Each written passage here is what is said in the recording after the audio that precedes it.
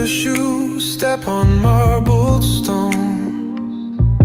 Voices cold as ice, hearts of stone.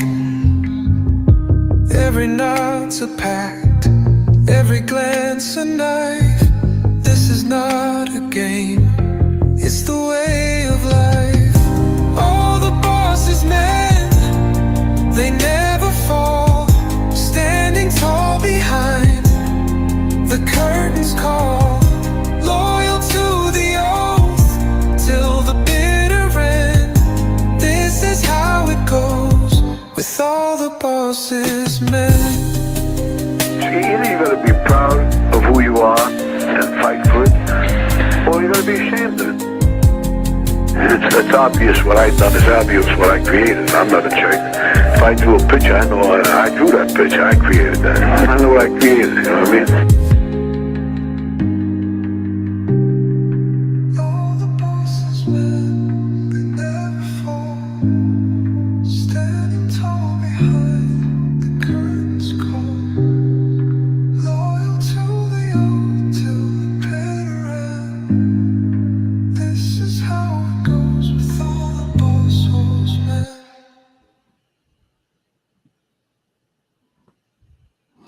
All right, we are live once again with Louis Kasman on American Made. Hope everyone is doing well. Louis, how are you doing, man? All right, Jesse, how are you? Doing good, man. It feels like old times, you and I on here. That's right. We're going to keep it going, too. No All right. interruptions. So what's been going on, man? Oh, a lot of stuff is going on. We got a storm going on down here right now, bad weather. And the Mafia is back at work. Yeah, I see that, and we're going to get into that here in just a little bit. Before we get going, let me welcome some people here. Matthew the Cap Kid says, looking forward to the show. Harry says, let's get this going, guys. Scott says, hey, guys. Yeah, what's up, Scott? Glad you're here. Michael Hensley, hello, everyone. Yep. Hello, Michael. So, yeah, Jess, everybody's making a fuss over this thing with this this NBA. But, let's go back. You remember the Boston College point shaving thing with Henry Hill and that whole Lucchese crew? So this is not new to organized crime. This has gone on for decades, because a lot of these players, they're desperate. They need the action, Jesse. They need the excitement. They need whether they're making $20 million a year. It's not the same when they're in a game and they know they're hanging out with wise guys, or wise guys are in the background. It's like a drug. Gambling is a drug. Yeah. And for a lot of these players, that's their drug. Back in the day, the Boston College, they were shaving points. The Lucchese's were in that. Henry Hill was running that whole thing. And then, moving along, fast forward past the Henry Hill, Boston College stuff. Let's go more current to Tim Dougherty, the corrupt referee that was throwing games. Yeah. He was involved, very involved. In fact, he wrote a book, Jesse. I don't know if you saw it, called Personal Foul. Yeah, I saw him comment on this recent scandal. And just to be clear for anyone that's been under a rock, this has been in the news for the past several days, this NBA gambling scandal. And it's been a lot of attention on it. And like you said, this is nothing new as far as organized crime and the mafia. This goes back, like you said, to Henry Hill, to even further back, I'm sure. But exactly. But so with this Tim Dougherty, he was throwing games, and he was investigated by the FBI C-16 squad, which was the Gambino squad, and Phil Scala was the SAC at the time. And the prosecutor on the case was a guy by the name of Greg Andres. And we'll get into him a little bit. But Greg Andres really went after referee Tim Dougherty, and they really did a number on this guy. And there was one other defendant in that case, but they really went after this. They really went after Dougherty, who lived in Florida, and they prosecuted him, and he cooperated. He ultimately cooperated with the FBI, and the FBI hurt him bad. And what happened was the prosecutor on the case, Greg Andres, went after him unmercifully, and with a guy by the name of Tom Siegel. And Tom Siegel was a prosecutor in my case, along with this Obama friend, Joey Lipton from Chicago, a silver spoon, who got his job directly through the president working. This was all out of the Eastern District of New York.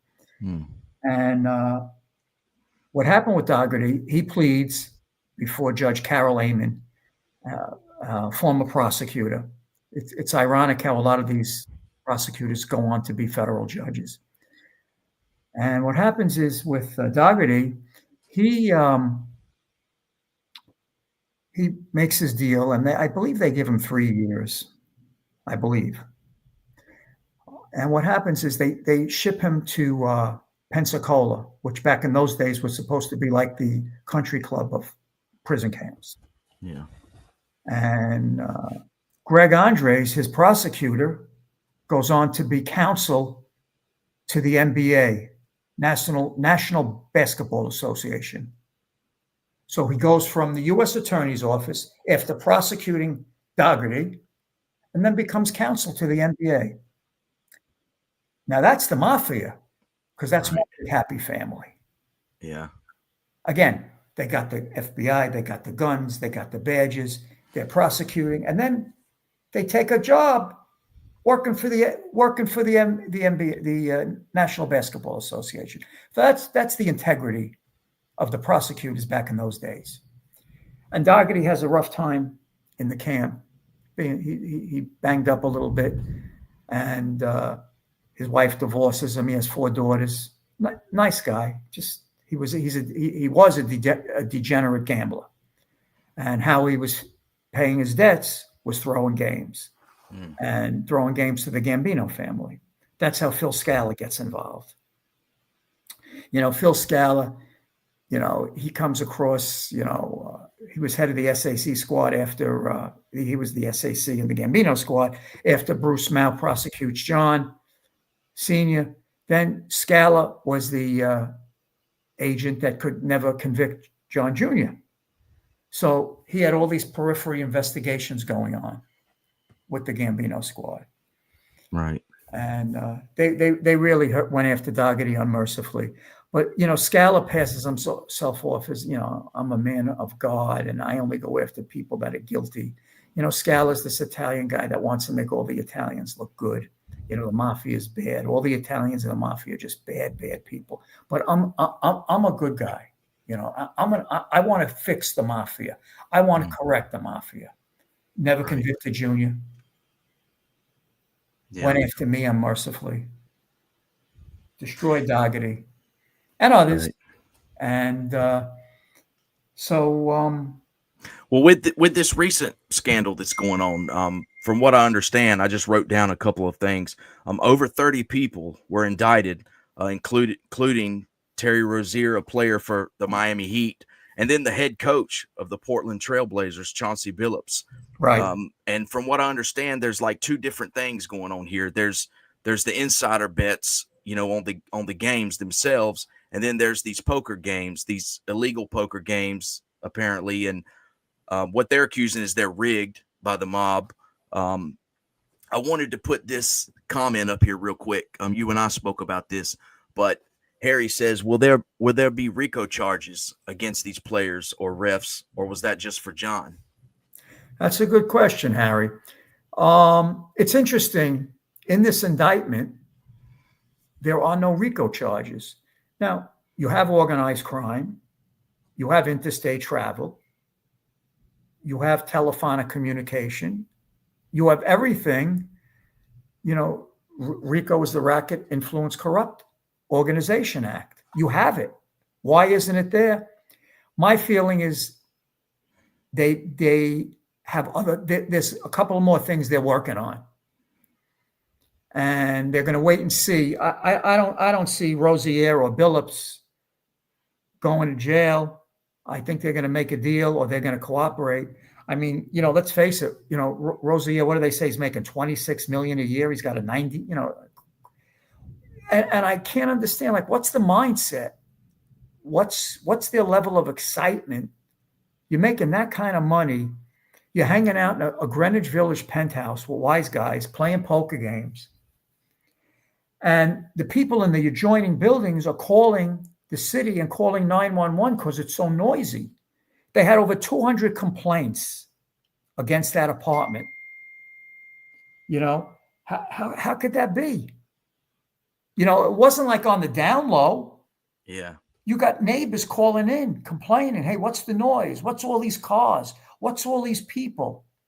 Yeah, you have NYPD responding. You have the organized crime units of NYPD responding. So this was not on the down low. Those poker games, anything held in that Greenwich Village $25,000 a month apartment was not on the down low. Other people knew that. Other people were talking about that. And when you see people like Rosier or Billups pulling up, if they were pulling up, you got to give them, they're innocent until proven guilty. But and again, when you see the FBI director go to a news conference, that's heavy duty stuff, And for RICO not to be in the indictment, I don't know. Maybe somebody in the chat could try and help us with that. But I think there's probably several confidential informants that they don't want to out. They don't want to give discovery on it yet, and they want to see who's going to flip. Or there's a superseder, or they're going to supersede. They're just not doing it yet. So, all those prosecutors on the case, I never heard of that. That Joe Nacella, the U.S. attorney, he's from Long Island. He's a Republican. His whole family goes back to the town of Hempstead under that whole Republican regime with Al D'Amato and so on and so forth. He's a former family court judge. But Joe Cairo, the chairman of the Nassau County Republican Committee, who has close ties directly with the president, probably got him appointed. I would say, because that's a presidential appointment, as you know, Jesse. Mm-hmm. So I would say the U.S. attorney there, Joe Nacella, got the appointment through Joe Cairo, and and then Joe Cairo went to the president, and that's how that probably took place, I would say. But Joe Cairo's an old line Republican, goes back 20, 30 years. That whole Nacella family, very tied into the Nassau County Republican Committee. Right. So do you think, that they're making a big thing out of nothing, or do you think that there's more people? There's, like, people have been saying this is the tip of the iceberg. I mean, because it's been several years since we've seen the FBI director come out to talk about organized crime, the mafia, and that sort of thing. Yeah, well, you saw it in the Gotti, in the Gotti situation, but you got to understand. See, Kash Patel, again, the president that we have controls DOJ and controls the FBI. You've never had a president in history, probably in the history of anything, that is so hands-on. And you got to remember also, Donald Trump had a relationship with organized crime in New York. So, I look at it a lot of ways, and I spoke to a few experts on this. I spoke to John Miller on this, and I spoke to a former assistant United States attorney. It's either that Trump really didn't want to hammer them yet. I think what's going to happen is they're going to wait and see who's going to cooperate. And at that point in time, then they're going to see what they're going to do, if they're going to supersede, if there's other defendants that are under seal at this point in time, and then they're going to go from there. I think if they really want to get a bang for their buck, they have to really supersede with RICO, because otherwise, I know to a lot of people, $7 million is a lot of money, but in the world of organized crime, and remember, they're whacking this up amongst 4 organized crime families, which is unheard of. Normally it's usually 1 or 2 that, are splitting the proceeds. But you're talking about, Genovese, Giganti, it's the same family, Gambino, Lucchese. So, there's a lot of splits going down. And then you have associates that are getting a piece. You have captains, it's the whole chain of command. So by the time you finish paying who you got to pay and who you're not paying, I'm sure NYPD was in on it a little bit, because there's always those hanger-oners from back in the day. So, well, you would think so with this party that was, this gambling apartment that was going on. They were never raided by NYPD. And all these people and the complaints, and it just carried on. Yeah, exactly. And I wish this was going on back in the day with John, because we would have been winning a lot of money. Yeah. Well, I was going to ask you, I know John sheltered you from a lot of things, but were you aware of anything like this? Any involvement? I know Michael Franzese has spoke about, he was involved with some sports players and stuff, but were you aware of anything? Michael Franzese, he's very dated, so when he goes back, you got to give the credit where it's due. He's very, very knowledgeable, but his stuff is dated already. But back in the day with John, racetracks, we had horses and this, but even when the races were fixed, sometimes we didn't win, So I would say to myself, guys would, Ali Lizard would come to the house, bet this, bet that. A lot of times we would win, but a lot of times we didn't win. But as far as basketball games, never won. Baseball games, never won. Football games, yeah, he won. He loved football, but it wasn't as prevalent.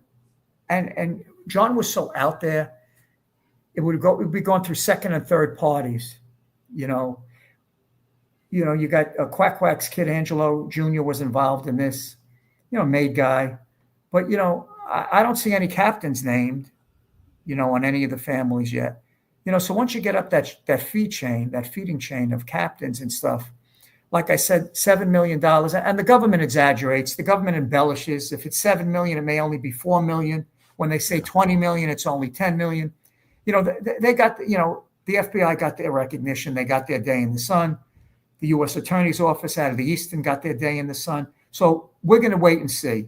A lot of people are talking shit, but from my experience and from my knowledge and the people that I communicate with, good guys and bad guys, everybody's waiting to see what's coming down.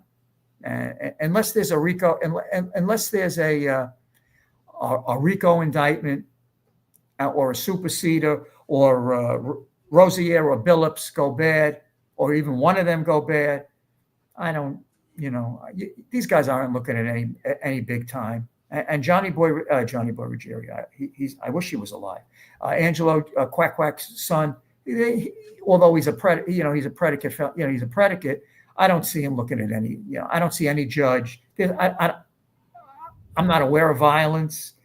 You see, the government, as soon as it's mafia, it's impugned that it's violence. But if it is, any good criminal defense are going to say, well, where's the violence? Where's the act? And if you don't have the act of violence, even the worst judge in the Eastern is not going to give these guys, 10 years. Yeah. And remember, there's no guidelines anymore. They have recommended guidelines, but the judges have great discretion, unless your last name is Gotti. If your last name is Gotti, then all of a sudden the guidelines come back. 50 years, 80 years, 100 years, But, if you're not a Gotti, Angelo Jr. could be facing a little bit more time than all the other defendants, because they're going to say Angelo Gotti, his father was very, very close, best friends in the life with John J. Gotti, the boss. These other guys, whether they're made or not, the Gotti name brings the glamour, the glory, and the hard time. Yeah. And that's just the way it is. Well, one thing, we always hear, that there's nothing left of the mob, that, it's been dead and all this, but apparently there's still some structure out there because, they said this thing stretches to Vegas across the country. I mean, so, it's like I said, it's been several years since we've seen a press conference with the FBI director talking about this, but, apparently maybe they're putting things together over the past few years. Everybody has to remember that you don't need to go to a bookmaker and make a bet anymore. You don't need to borrow money from a Shylock anymore. So that was the bread and butter for organized crime for, 100 years. Today you go to Foxwood Casino, you go to Atlantic City, you go, you get a flight, you go to Vegas. I mean, there's sports books. You could bet in the Cayman Islands, So although, the Gambinos have a strong presence in the Caymans, but I'm just saying, it's not like it was where you needed a bookmaker or, there's no guys running numbers. Yeah. I mean, you want to bet a number, you bet a number. You go to Lotto, you bet the number. John's number was 7-11. Loved 7-11. It came in the other day in Florida. So, that's what you do. But otherwise, that was the bread and butter. Because when a guy couldn't pay his gambling debt, now you Shylocked him the money. So you made it both ways. And if you took money from that's how Jojo Carrazzo made a lot of his money. He was a big Shylock Jojo. So not only they owe you money for not paying their bookmaking debt, now you Shylock them money. So you were getting it both ways. Organized crime was making millions back in those days, millions. And then they would push it off. So if, let's say the Gambino's office was getting a lot of action, you push it to the Lucchese's, or you push it to the Genovese, or the Colombos, or whatever. So you always were pushing it. Yeah. So you never had to take all the action direct. You didn't want that exposure. So, like I said, $7 million for a guy like Rosier and Billups to be involved. And, they try and throw LeBron in. LeBron had nothing to do with this. If LeBron was involved in this, you would see this FBI director, the other FBI director, Louis the Leprechaun would have been there. Everybody would have been there, So, they throw LeBron in because, he's a big guy. I'm surprised they bring Shaq back and bring him in, or Michael Jordan, or even Kobe. You can't. It is what it is. Everybody, the news, Fox News, News Nation, all these CNN, breaking news. Everything's breaking news. Yeah. I want to see how many lives they destroy with breaking news, and how many lives they go breaking news to say, hey, the judge has given him a year, or hey, so-and-so became an informant. But after they wreck Rosier's life and wreck Billups' life, like they wrecked Tim Dougherty's life, you can't get your name back. Your name is soiled forever. And you don't think the NBA is ever going to allow, this Adam Stern, is that his name, Jess? Yeah. Yeah, I think so. The NBA guy, you don't think he's ever going to, these guys are suspended. They're done. But, the other thing is, if the tarnishment that this does to the NBA, look at all the celebrities that go to the Knicks games. Look at all the celebrities, that go to the Miami Heat games. People love basketball. Eric Trump loves basketball. They're going to go so far with this, Well, that's another thing I was going to ask you. Do you think that this scandal and this publicity, does it hurt the NBA as far as, ticket sales and people watching the game? If they think the game is fixed, are they continue to sell tickets and all I think they're going to sell more tickets than they ever sold before. I think it's going to be, it's limited. It's limited. I think the FBI knows more than they're saying, even more than they told the U.S. Attorney's Office. You got to remember, the FBI is very compartmentalized. These U.S. attorneys come and go. These assistant U.S. attorneys come and go. Like I told you, Greg Andres was prosecuting Dougherty, and a month later he was working for the NBA. These guys come and go. So the FBI is very compartmentalized in what they share.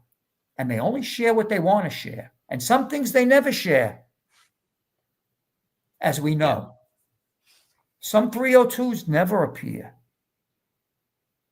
Some discovery in the Gotti case, we never got all the discovery. Where's the 302s on Nick Shabetta? That's just one person. Where's the information on the one juror? Did I ever tell you this? The one juror on the John Gotti, the boss, okay? There was one juror, a lady, and she used to stare at John. She used to wink. She liked John. And Gleason set her up. I was talking to Susan Van Dusen the other night. Susan was co-counsel with Al Krieger, who's now deceased. Al represented John. And Susan was Al's partner. And Susan says to me, Louis, do you remember that one juror, the lady, she had a newspaper in her pocketbook. And all of a sudden, Gleason discovered it. So that means the marshals had to go in her bag, unbeknownst. Now, do you really believe that none of the jurors were not reading the newspapers? Even though they were sequestered. Now, let's be logical. They all have husbands. They have wives. They have kids. I know, no phone calls, no this. Okay. Let's believe all that. We all know it's not true, though. How come they only went after that lady on Gotti's jury? Because they knew, if nothing else, that could have been a hung jury. Susan brought that to my attention. Listen, Jess, so much was going on back then. Yeah. I forgot about that. That one juror, they threw her off. Gleason says, Judge Glasser, we went into her bag. You went into her bag? Did you have permission? What made them go in her bag? What Susan said to me is, the government put that newspaper in her bag because they wanted her off the jury.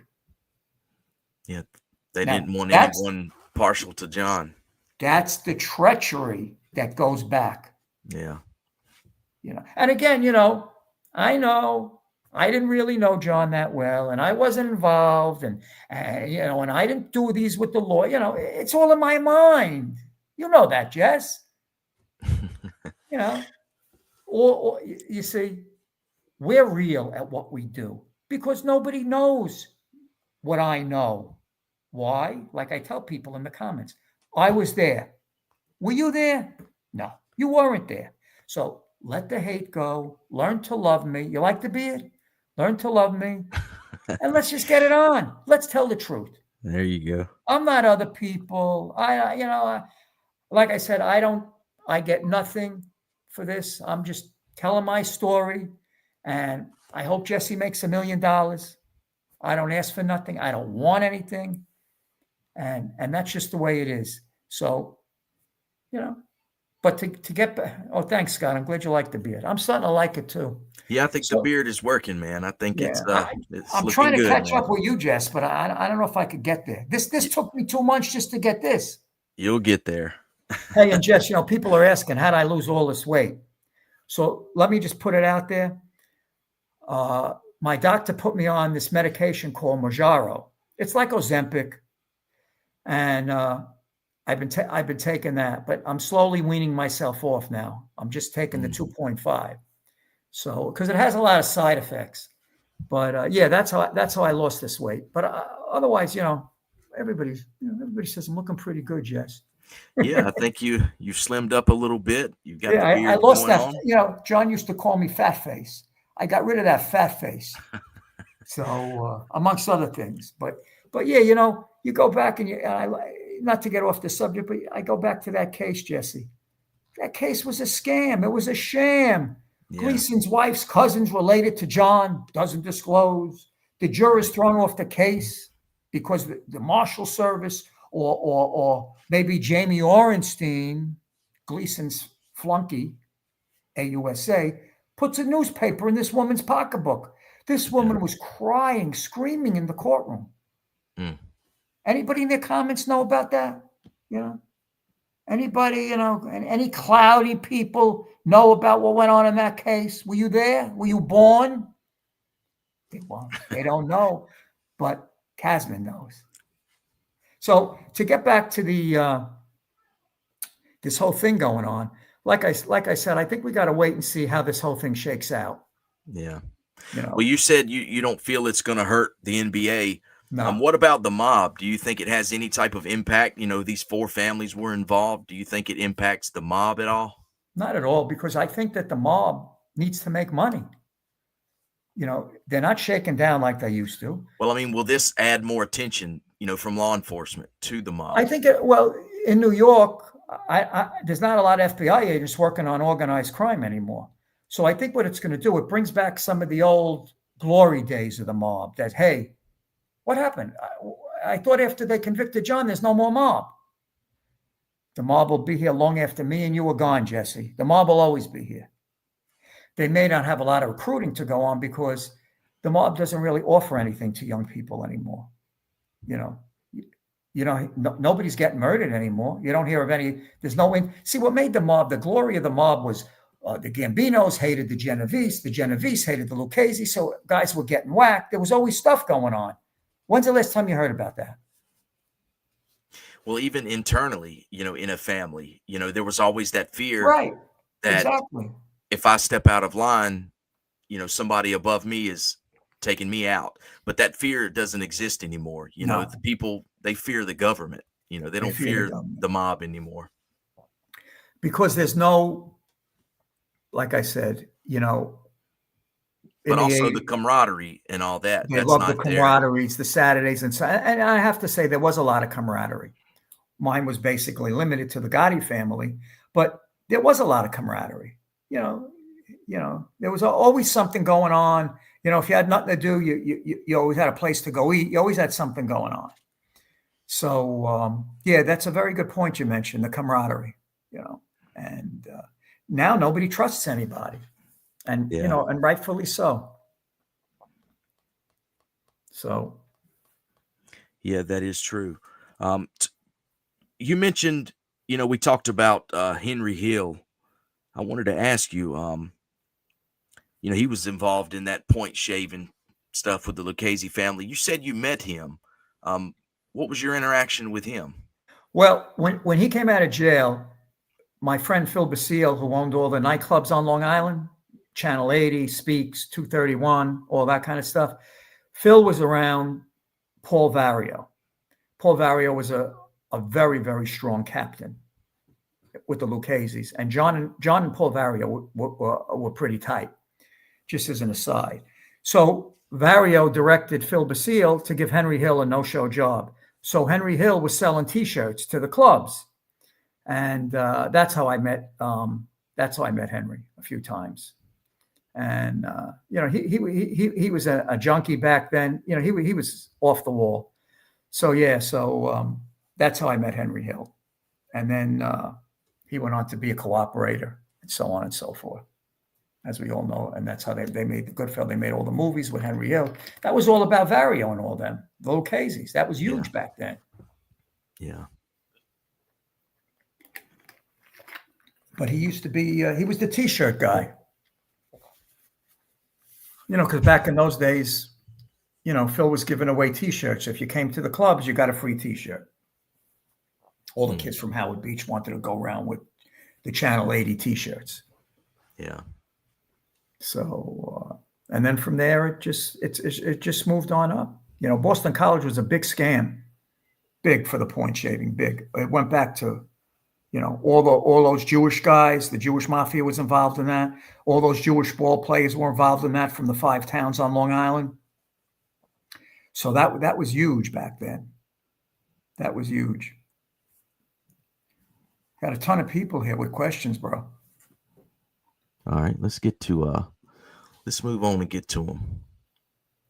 Yeah, I just wanted to get your take. Somebody, I don't know where the comment went, but they said, "What does Lewis know about this scandal and all this?" I just wanted to get your take on it. From being close with John, you knew that world. I know as much as anybody in this genre, or more, and anybody that's commented, because I lived it. I was there. I heard the conversations. I know how all this shit works. Yeah. The bookmaking, the show. I know all about this. That's how I know. I know it firsthand from the deceased boss of the Gambino family. You know, the guy that didn't lie, the guy that didn't cooperate, the guy that died in jail with head, neck, and throat cancer on Tylenol. That's the guy I knew. Yeah. You know, that was my father. Not these other frauds, these other fakesters. Well-known local. Thank you for the $4.99, man. Thank you. Appreciate that. Hey, Jess, do you know when the priest came in, when John was almost done, the priest came in. You know what John did? What's that? Waved him off. Get out. Yeah. Oh, yeah, I remember. Yeah, I remember hearing that. Yeah.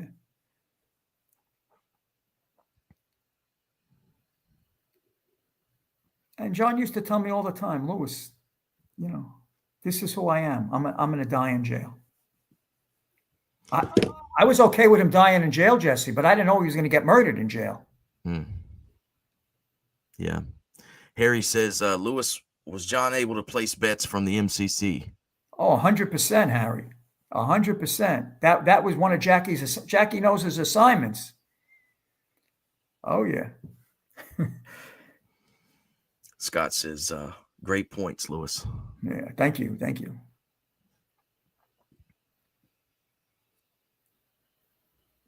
Yeah, I remember Bobby Kabark. I do. Yeah, I think he was pretty powerful in Jersey. Absolutely. Close with John, too. Close with John. He used to go, he came on a few vacations with us. He came to Florida a few times. Scott says, love the beard. I'm trying. But yeah, that was a big deal for John, you know, to get action from the MCC. And of course, Jackie was so nervous. Once in a while, he'd screw up the bets. So I would see Jackie, and I'd say to Jackie, because I'd see Jackie was picking his hands, and the sweat was pouring off my. What happened, Jack? He said, I think I screwed up some of the bets. I said, you know what, Jack? You go up first. You go up first, because that's going to be the conversation. And I'm going to come up 20 minutes later. And he would go crazy. No, you got to come up. You know, he's more reserved with you. I'll be up. And then you get in the elevators at the MCC, Jess, and they would shake. And I'd start to sweat because you would pray. And we'd all be stuck in that elevator, stuffed like sardines. And you just pray when you got to 9 South or 7 or wherever we were, 10 South. And you just pray when finally the doors opened up that we weren't. Could you imagine being stuck in that elevator with maybe 15 people in the elevator with you? No ventilation. And the whole elevator would shake. And then the little cockroaches were on the floor, on the wall. So you'd have to, you know, you shake yourself off. We'd have to, when we sit back, you couldn't sit with your back to the wall, Jess. You'd have to sit leaning forward because if you sat with your back to the wall, they would crawl on you. Man. Yeah, that was crazy. John says there was a juror that came forward 2 months after the trial complaining about the lady being thrown off, among other things. That's correct. And you know what Judge Leo did? Nothing.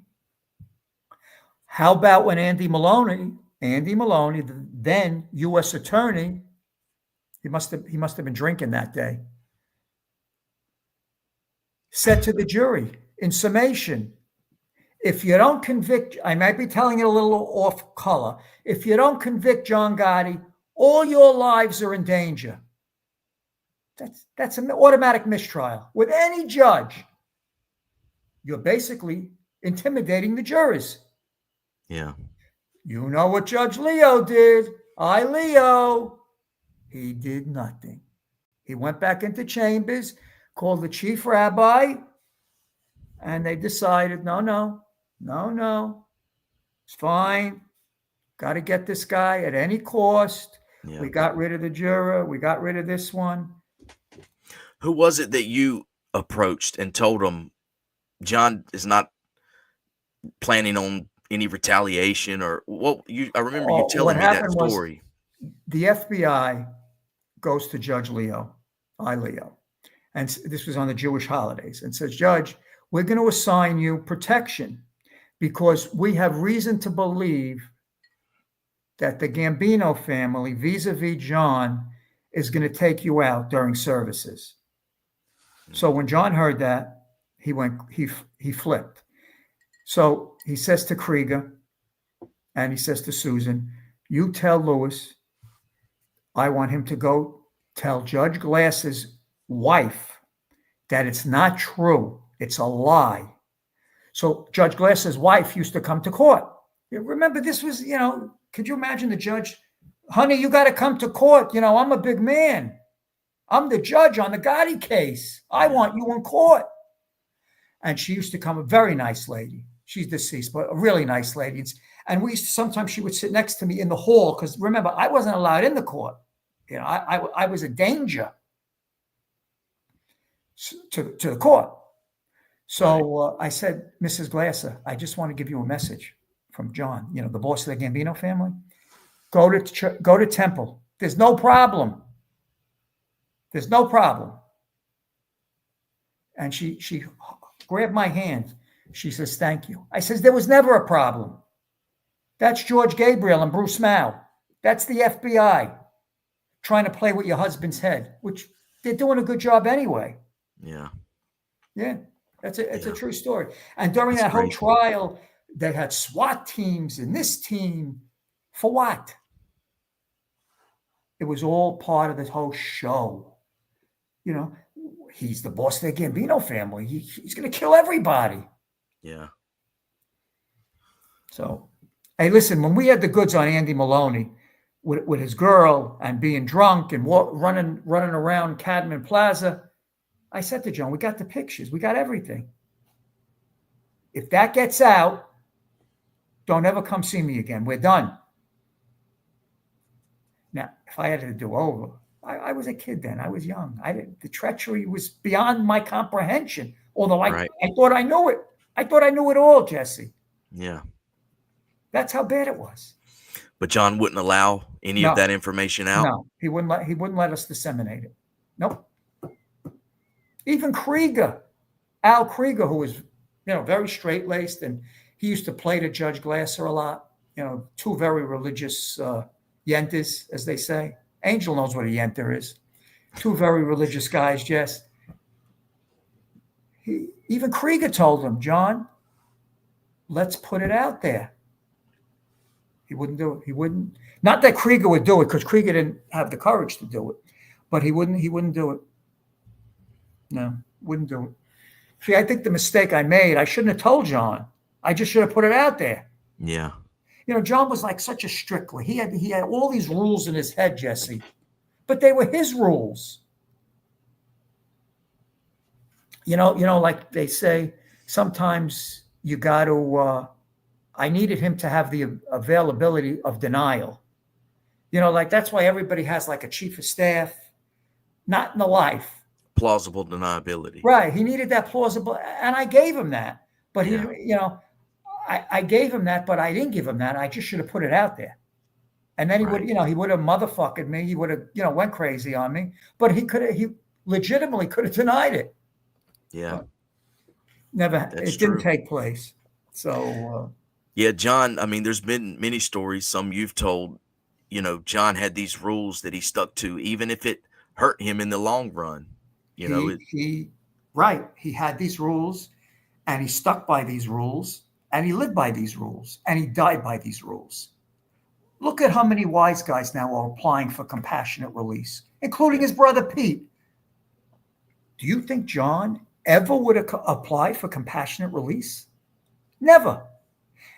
Further, when I finally got John out of Springfield, got him out of Springfield by hiring that lawyer, D. Wampler, and we had him in the hospital in Springfield, Missouri. After 5 days, he called me up on the phone at the Holiday Inn. That was the fanciest hotel in Springfield.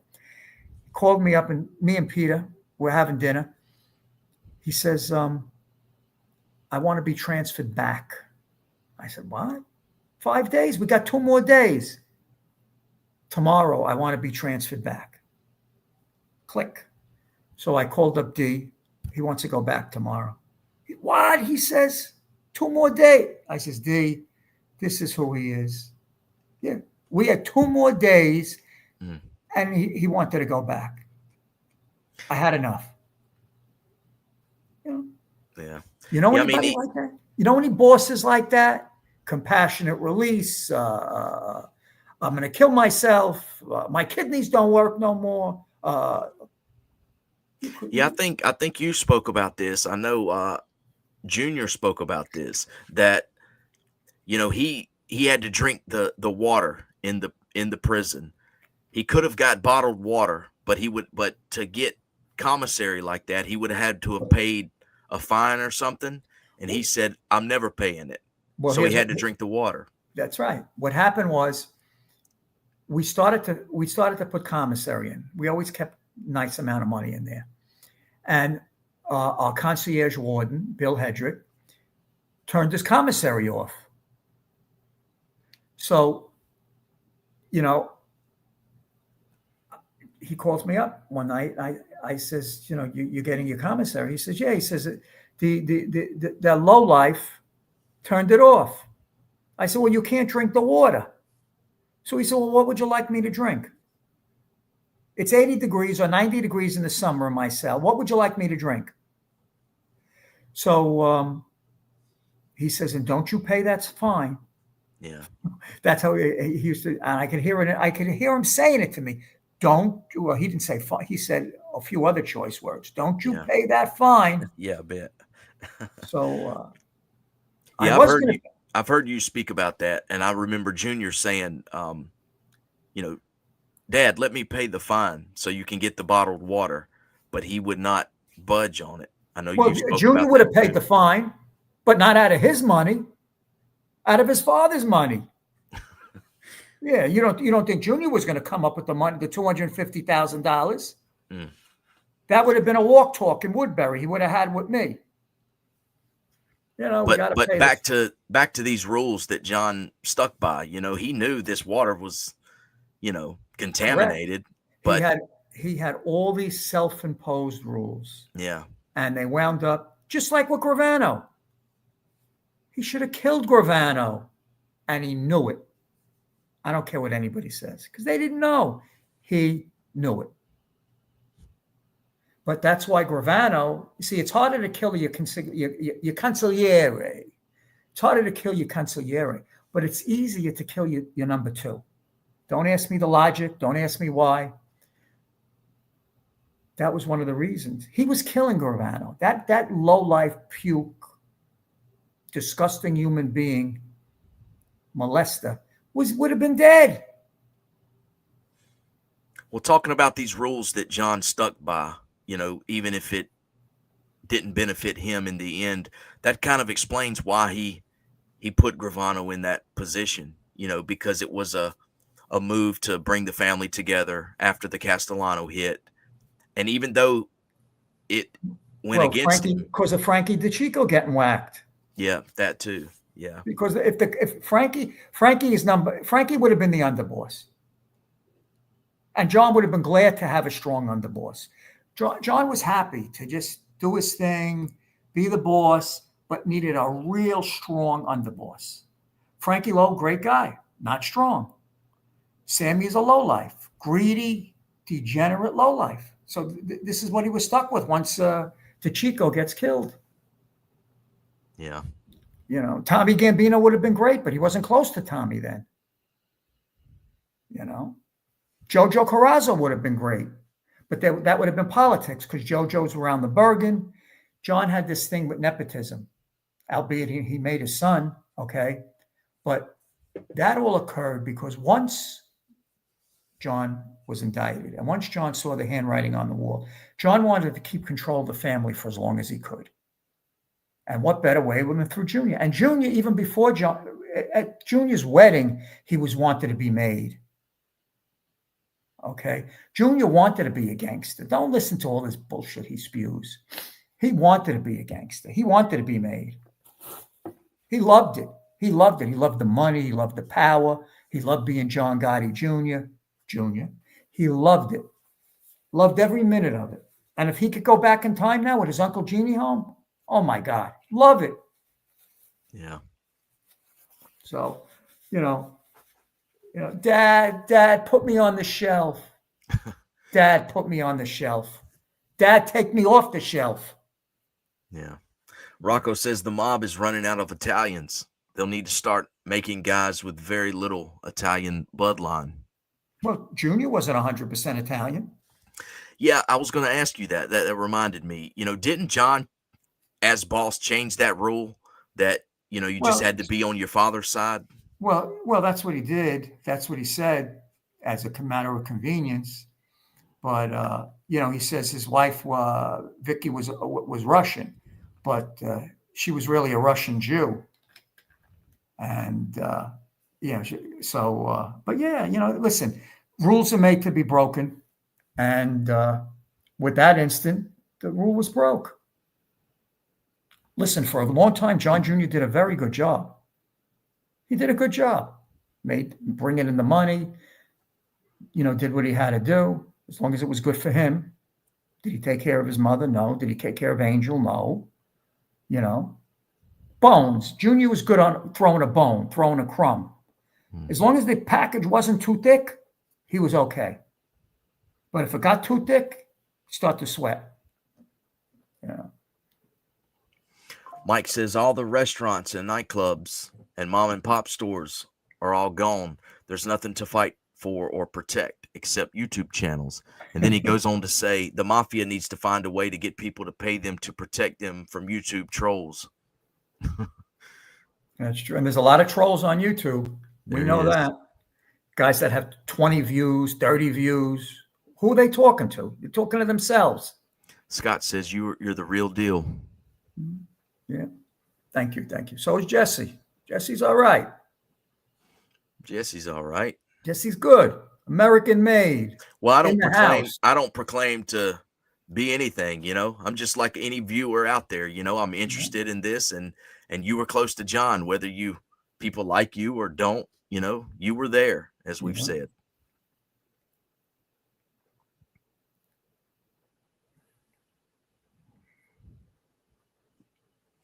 Rip says, Lewis, respectfully, you can't say father. You walked into his house with a wire. Wrong. We went through the wire thing. You want me to go through it again? It was Vicky's house in Old Westbury. I didn't even know Mrs. Gotti was going to be there. We're going to put this to bed tonight. Okay? Because I love that lady. I had dinner with her 3-4 nights a week. She used to call me up, shrimp balls, this, that. So me and her, forget it. And she was a great stock market lady. She used to give me tips on the stock market, buy this stock, buy that stock, and she was good. And she happened to be there. Junior was supposed to be there, but he wasn't there. If anybody gets the tape, I'm sure some of my dear friends on here can get the tape. Maybe RJ could get it. He's good at getting tapes, especially nice tapes that he played that time about Senior being so sick, or maybe that other puke could get it. I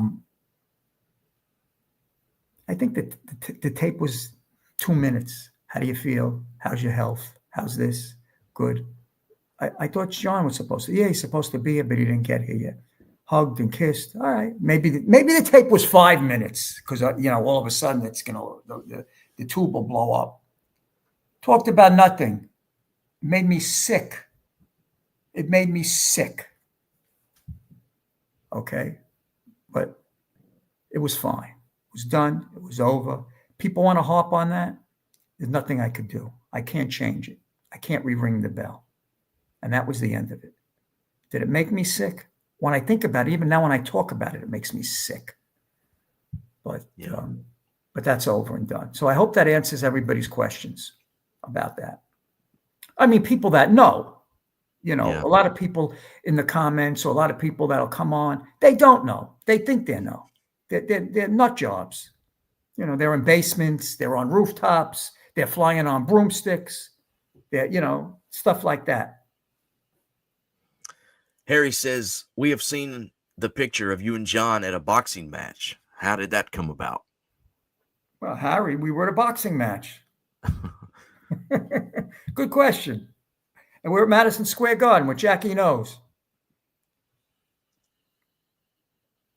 Do you remember who was fighting? I have no idea. If you didn't remind me that the show was tonight, I don't even remember tonight. My dementia. I told you about that. Back in those days, Jesse, so much stuff was going on. It was 7 days a week. Yeah. I should have kept a journal, but the government would have taken the journal.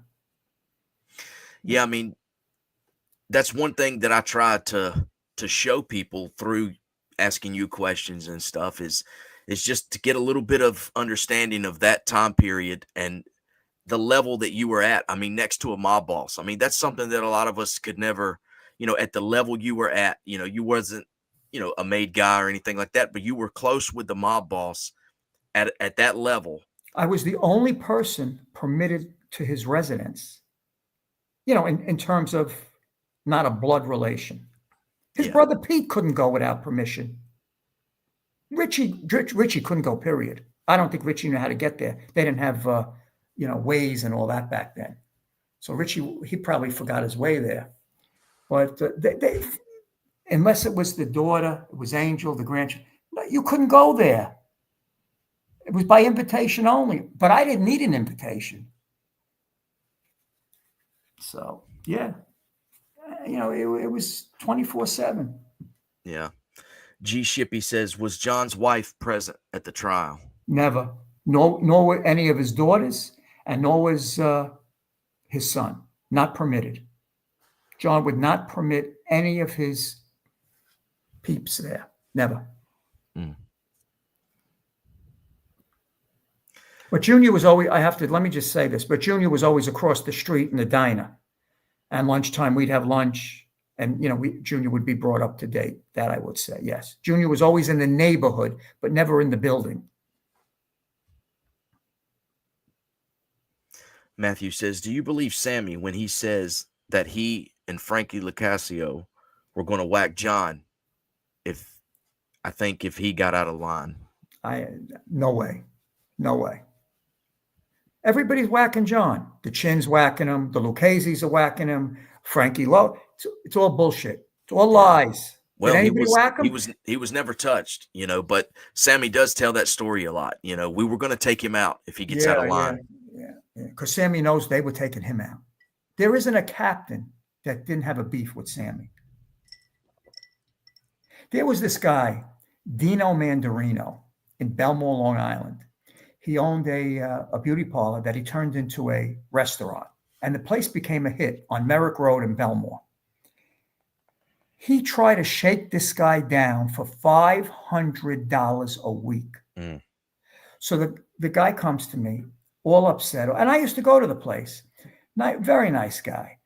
And he says, Louis, he came in here. He punched me. He put my face in the wall.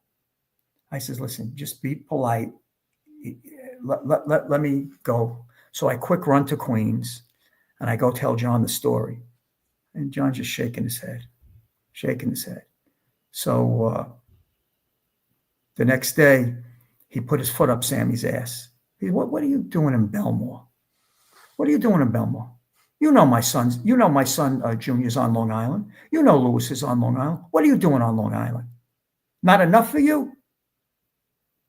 Never went back to the guy again, though. Mm. So you don't think Sammy knew where that came from? Of course he knew. Yeah. You're looking to shake a guy down for $500? You aren't making enough money? You killed all your friends. That's a guy, you see, that's a guy that should get a disease that just lingers. I mean, he looks like he has a disease now, but I mean, he suffers every day. I mean, look what he did to his family. He made them junk pushers. Look what he did to his son. Look what he did to his daughter. Yeah. And nobody's more racist than Garano. He's a racist. He's as racist as they come.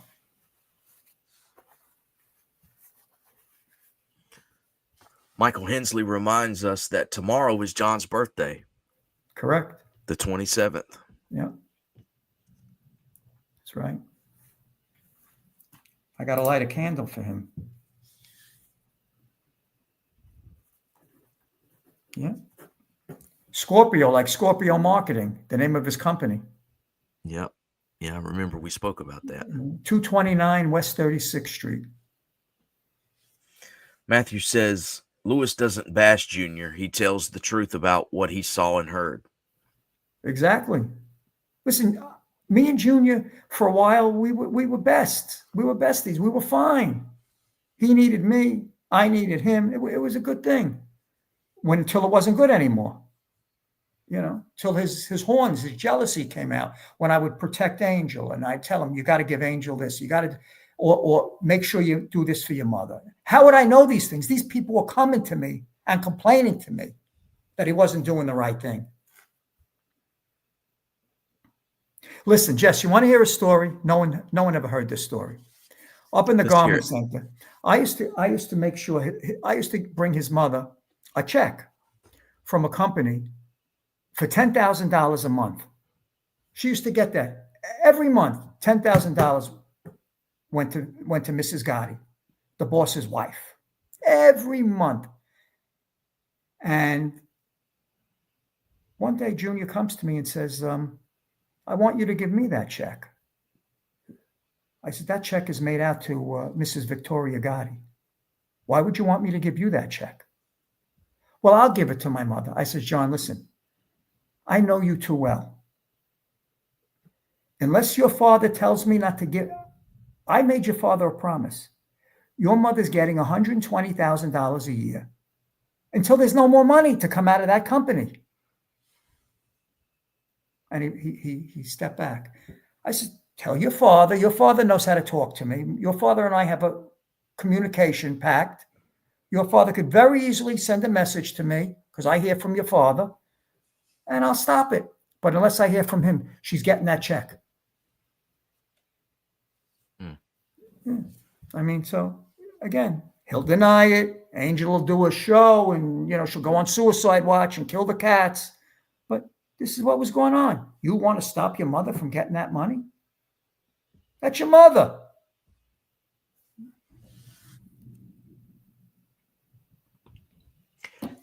Queen and King says, do you feel let down that people that you made money for, friends, family, mob associates, turned their back on you when times got tough? As long as John was alive and breathing, they weren't doing anything. They could play the game, but the few times I had to meet with Gambino skippers and stuff like that, I said my piece. Jackie knows how to support me, and so did JoJo. They were boxed in. There was nothing they could do. As long as that man was breathing, or I told them he was breathing, they didn't know if he was breathing or he wasn't breathing, but they weren't doing anything. And within the Gambino structure, there was a little problem with Carmine Sciandra from Top Tomato, but Jackie knows remedied that pretty quick in the hotel across from Roosevelt, across from Penn Station. That was remedied pretty quick. But and Jackie knows was very loyal to the end to John. So yeah, but as long as John was breathing and there was a sign of life, there wasn't a Gambino skipper that was doing anything. They may have wanted to, but they weren't doing anything. Listen, what does it tell you when his own son wanted me to stop giving the mother the $10,000? I mean, I'm not going to get into conversations that I had with family members about this and about him, Yeah. And I would tell John right to his face, you're wrong. You're wrong. Money was never your father's God. Why is it your God? So yeah, I've heard you say that before. John was very, very generous. But there was a comment I just saw that said, you talk about John too much. You talk about him 95% of the time. And then Matthew comments, the show is about Lewis's relationship with John. What do you want him to talk about? Going to the mall to buy slippers? I did that too, Matt. When we were in Florida, I had to get John a pair of slippers. So and it was 9 o'clock in the morning, and I knew John was getting up at 10 o'clock. So me and Jackie Knowles went to the mall in Fort Lauderdale, the Galleria Mall. And we went to the manager and we found out who the manager of the store was. We went to the manager's house, woke him up. I think I gave him $1,000. I made him open the store, and I got John 2 pair of those slippers he wanted before 10 o'clock. So, yeah, that's a true story. Mm-hmm. Sammy says he didn't know you. Yeah, I would agree. I don't think he knew me. But he hated me. And the more he hated me, the more I loved it. When I used to go see John at the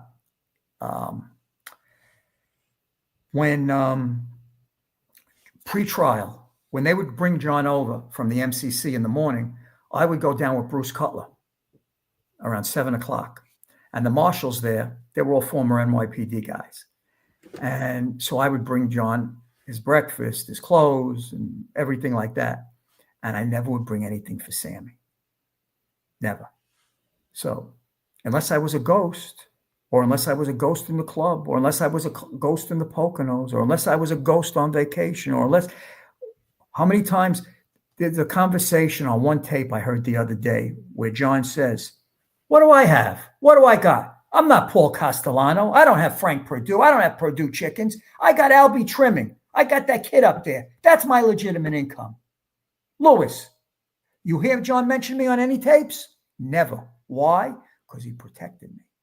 He didn't want me on one tape. And John was on a lot of tapes. How come? How come? Never mentioned me once, except the one conversation about Albie Trimming. That's my legitimate income. Albie Trimming and Scorpio Marketing. I'm not like other bosses. I don't have 20 jobs. I don't own 30 restaurants. Yeah. I got nothing. And he, you know what? He was right. Look at Castellano, Bobby Rubino's, Weston Beef, Top Tomato, Scaramix, that we know about. Yeah. Jimmy LaRosa, Paul's lawyer, used to get a check every month from Bobby Rubino's for $15,000 a month. So I said to John one day, I said, Jimmy's still taking that money. Paul is dead. So I said to Jimmy, John wants to see you.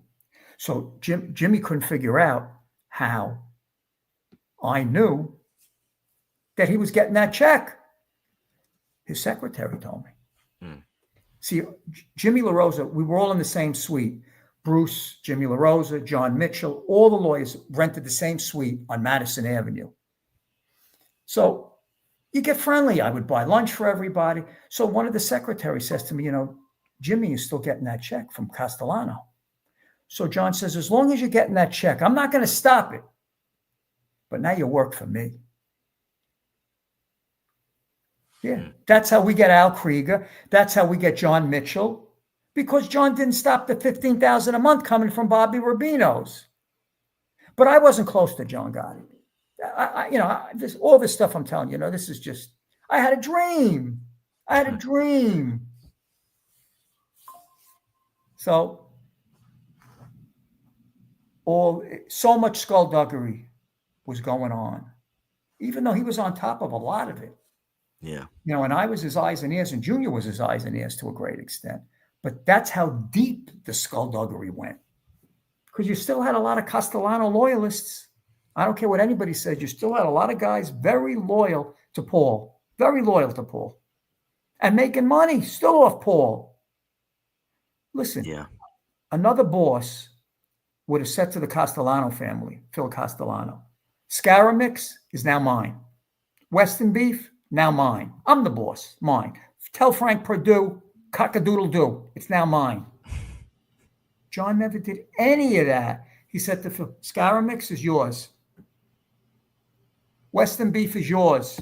You find a boss. You think Chin, you think Casso, you think Gas Pipe, this pipe, your pipe. You think any of these guys would have let a former boss's family that got whacked keep these assets? Never happened.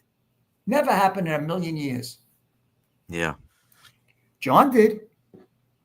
John, and they sold Scaramix for millions. John never. He was kicking in, Phil Castellano was kicking in $25,000 a month. That's what John took from him, from Scaramix.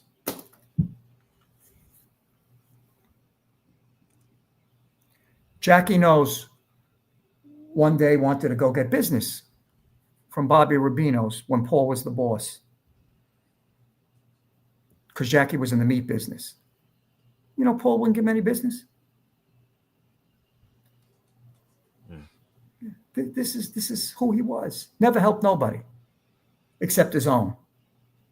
He never did nothing for Tommy Gambino. You hear that thunder? He never did nothing for Tommy Gambino. That was his cousin. Yeah. Mike DeLuca says, good evening, Lewis. John's last case where he had to use Krieger. If he were allowed to use Bruce, would there be any chance Bruce could have won that case? Well, I don't know if he could have won it, but I will say this. He would have destroyed Gravano. But just think about what took place here. They took that one juror off that was definitely leaning towards John. So, you know, with or without Gravano, you know, the government was on top of it, every move. So I don't know, but I'll tell you one thing. While Krieger did the best he could do on a moment's notice, Bruce would have destroyed the witnesses, and John would have had a lot more dignity in the courtroom than we had with Albert Krieger. You know. And by the way, Tony Cardinale never represented John Gotti. He represented Frankie Lowe, and Frankie Lowe couldn't stand him. So, you know, clear that up pretty quick too. Michael says, we're here to hear the unheard John Gotti info because so much has been written and said about him. It's hard to find new content about John. Well, Michael Blaine, I'm giving you new content because the stuff I'm giving you, nobody knows. So pay attention, my man. I think he was responding to someone. I think he was saying that's why he's here. You know, we hear this. We're hearing it from you. You know, yeah, I'm giving. I think he was complimenting you.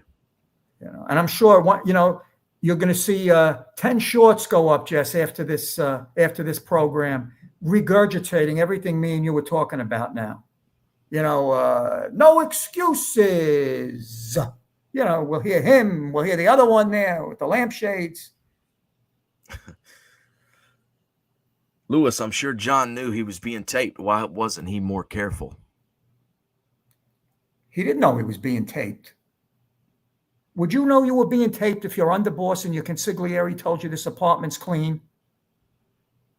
How come the apartment, the suite I had in the Helmsley Palace, there was no electronic surveillance and no video surveillance? How come? How come? How come only up in the Sorelli apartment? Because someone had to notify the government. Period. End of story. Joe the Cat, Gravano, this guy. Who knows? We'll never know. Those 302s will never come out either. Yeah. But when he wanted full security, me and Jojo got him the full security in the Helmsley Palace. Jojo Carrazzo was a loyal soldier, always to John Gotti. Always. Harry says, John said on tape he could have been a billionaire if he wanted to. He wanted to spread the wealth instead. 100%. He would have been a billionaire. He was a multimillionaire, but he would have been a billionaire. We had one company in the garment center that went public. And we got a few $1 million, but a drop in the bucket. He let Joe Gallo, who was Joanne Gallo's son, make over $20 million. Maybe John made $5 million or $7 million. That was it. 20 million here. Tommy Gambino got 7 million. The other guy got 5 million. I says, John, do you understand you're the boss? You should be getting the 20 million, not Joe Gallo's son, who's living in an estate in Brookville and a home down the block from Joe Watts in Jupiter or Stewart. Oh, Lewis, don't reach in anybody's pocket. There's enough.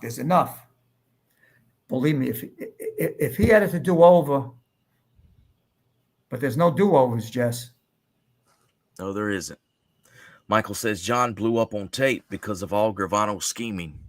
100%, Michael. 100%. Most of John's aggravation was like, Sammy was like Peck's bad boy.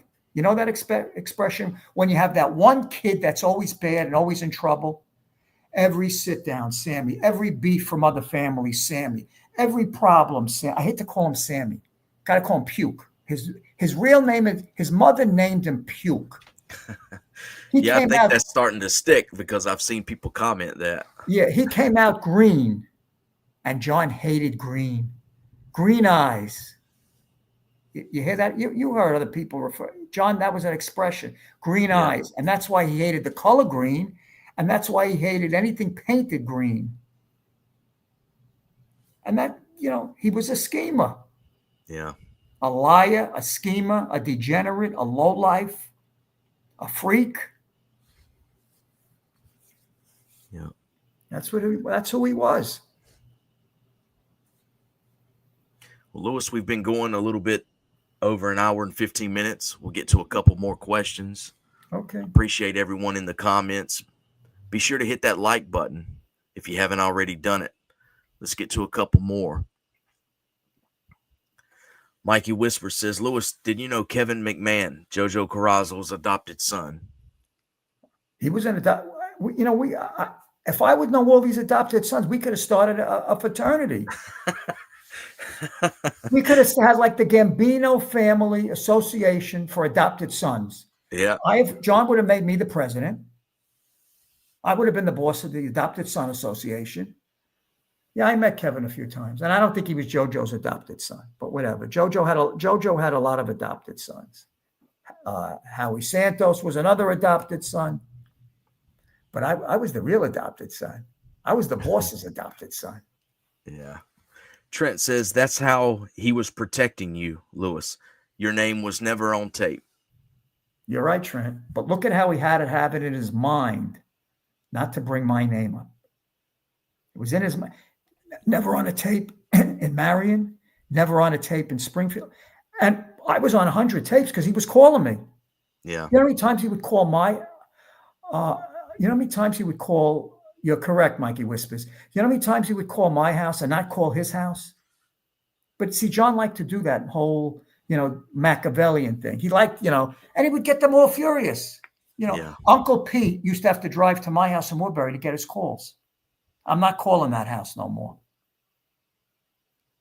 Yeah. Somebody asked, which we've covered before, did Sammy plan the Castellano hit? And then, well, according to Sammy, he did. Michael everything. says Gravano didn't plan the hit on Big Paul. Not one of Sammy's guys was on that hit. They were all John's guys. 100%. Sammy planned nothing except how to make himself wealthier. Michael says he calls him Scammy, the bullshitter, or Scummy. Yeah, you're being nice. I think Puke is better. I'm telling you, he came out green. I think he was an abortion gone bad. That could have been. He probably came out feet first. Michael says, come on, keep going for a while. I'm going to have to take a blood pressure pill soon.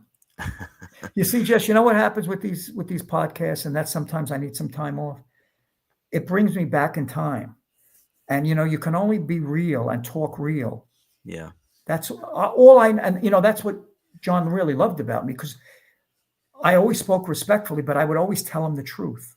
I never bullshitted him. I never sugarcoated him. When we were one-on-one, I would tell him. He would ask me. And I get so steamed up because, it's just so many things rush through my head about back in the day. Well, I know just from talking with you, when we talk on the phone and stuff, these shows have a effect on you because this is real. This was, you're talking about things you may have not thought about in a while, and it just something triggers it, and you get into something, and this is real life stuff,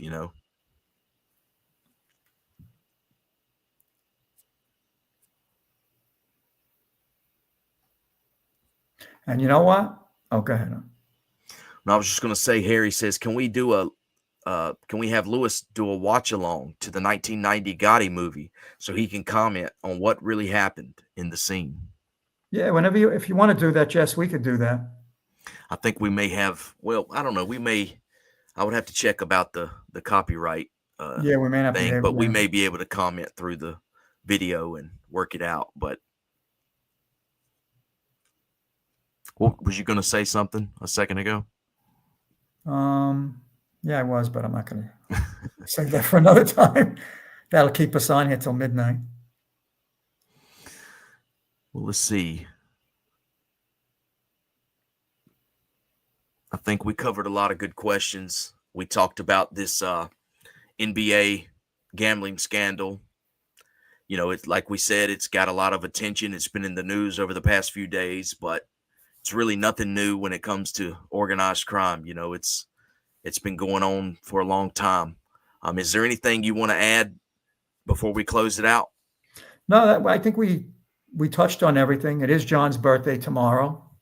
Yeah, it is. And so we got to mention that. Oh, this one guy Mike brings up, yeah, John went to Saratoga. He went to Lake George. He liked that. Atlantic City once or twice. But I went to Atlantic City once or twice. I went multiple times. And I ran into Danny Marino there and a few other, Bobby Cabrera, a few guys. And they went back and, because they they thought John would want to hear that. Oh, we ran into Lewis, Of course, they buy dinner. They didn't know what to do for me. And he would say, what are you doing? What were you doing in Atlantic City? Don't go there no more. So the hotels barred me, but he barred me too. Mm. So, yeah, it's his birthday. And, I think we covered a lot of stuff. Yeah, I'm sure, I know John's on your mind a lot anyway, but I know tomorrow he'll, probably be on your mind throughout the day. Mm. Hey, Jess, and here's Harry. Was Leona Helmsley involved in the mob? She was a wannabe. She liked that whole mob thing. And John protected her. John looked out for her. The painters union couldn't mess with her no more.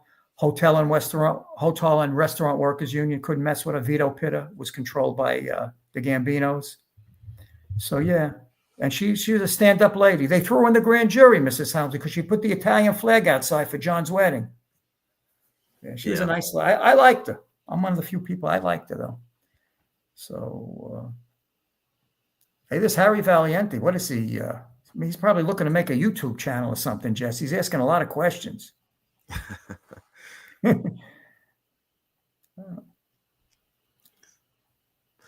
All right, man. Do you see any more you want to get to? No, I think we're good. I'm kind of tired. All right, man. Well, once again, Lewis, like I said, we covered a lot of ground. I appreciate you doing this with me again. I look forward to the next one. Okay. Thank you, Jess. Thank you so much. And have a good night. Happy birthday. Right, happy birthday, John. Love you, man. Bye. All right, man. All right, guys. Thank all of you for watching. Thank you for the comments.